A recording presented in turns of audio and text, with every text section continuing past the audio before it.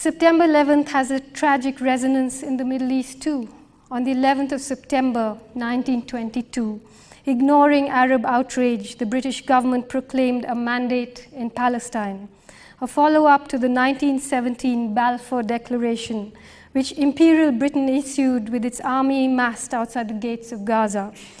The Balfour Declaration promised European Zionists a national home for Jewish people. At the time, the empire on which the sun never set was free to snatch and bequeath national homes like a school bully distributes marbles. How carelessly imperial power vivisected ancient civilizations. Palestine and Kashmir are Imperial Britain's festering, blood-drenched gifts to the modern world. Both are fault lines in the raging international conflicts of today. In 1937, Winston Churchill said of the Palestinians, I quote, "I do not agree that the dog in a manger has the final right to the manger, even though he may have lain there for a very long time. I do not admit that right. I do not admit, for instance, that a great wrong has been done to the Red Indians of America or the black people of Australia. I do not admit that a wrong has been done to these people by the fact that a stronger race, a higher grade race, a more worldly wise race, to put it that way, has come in and taken their place." That set the trend for the Israeli state's attitude towards Palestinians. In 1969, Israeli Prime Minister Golda Meir said, "Palestinians do not exist." Her successor, Prime Minister Levi Eshkol, said, "What are Palestinians? When I came here to Palestine, there were 250,000 non-Jews, mainly Arabs and Bedouins. It was a desert, more than underdeveloped, nothing." Prime Minister Menachem Begin calls Palestinians two-legged beasts. Prime Minister Yitzhak Shamir called them grasshoppers who could be crushed. This is the language of heads of state, not the words of ordinary people. In 1947, the UN formally partitioned Palestine and allotted 55% of Palestine's land to the Zionists. Within a year, they had captured 76%. On the 14th of May 1948, the State of Israel was declared. Minutes after the declaration, the United States recognized Israel. The West Bank was annexed by Jordan. The Gaza Strip came under Egyptian military control. And formally, Palestine ceased to exist except in the minds and hearts of the hundreds of thousands of Palestinian people who became refugees. In 1967, Israel occupied the West Bank and the Gaza Strip.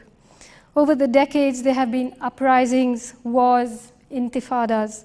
Tens of thousands have lost their lives. Accords and treaties have been signed, ceasefires declared and violated. But the bloodshed doesn't end. Palestine still remains illegally occupied.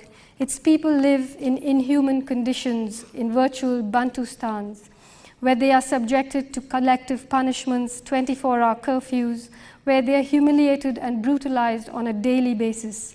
They never know when their homes will be demolished, when their children will be shot, when their precious trees will be cut, when their roads will be closed, when they will be allowed to walk down to the market to buy food and medicine, and when they will not.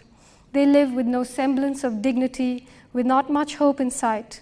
They have no control over their lands, their security, their movement, their communication, their water supply. So when accords are signed and words like autonomy and even statehood bandied about, it's always worth asking, what sort of autonomy, what sort of state, what sort of rights will its citizens have? Young Palestinians who cannot control their anger turn themselves into human bombs and haunt Israel's streets and public places, blowing themselves up, killing ordinary people, injecting terror into daily life, and eventually hardening both society's suspicion and mutual hatred of each other. Each bombing invites merciless reprisal and even more hardship on Palestinian people. But then suicide bombing is an act of individual despair, not a revolutionary tactic. Although Palestinian attacks strike terror into Israeli citizens, they provide the perfect cover for the Israeli government's daily incursions into Palestinian territory, the perfect excuse for old-fashioned 19th century colonialism dressed up as a new-fashioned 20th century war. Israel's staunchest political and military ally is, and always has been, the US. The US government has blocked, along with Israel, almost every UN resolution that sought a peaceful, equitable solution to the conflict. It has supported almost every war that Israel has fought. When Israel attacks Palestine, it is American missiles that smash through Palestinian homes. And every year, Israel receives several $billions from the United States, taxpayers' money.